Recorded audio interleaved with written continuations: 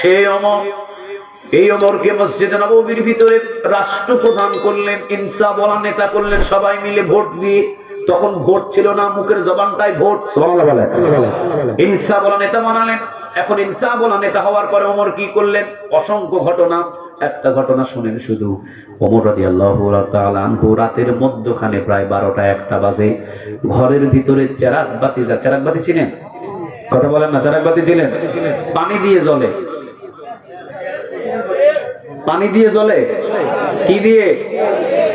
তেলের চেরাগ বাতি জ্বালিয়ে ওমর রাষ্ট্রীয় কাজ লেখালেখিতে ব্যস্ত।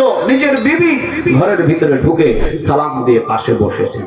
তো ওমর বলছেন, বিবি এত রাতে আমার এই কামড়াই, আমি তো রাষ্ট্রীয় কাজে ব্যস্ত। বিবি বলছেন, সারাদিন ব্যস্ত থাকেন আপনি, রাতের বেলা একটু সময় আপনার কাছে আমি পাই না, আজকে পেয়েছি, আজকে আমার কিছু কথা আপনাকে শুনতে হবে।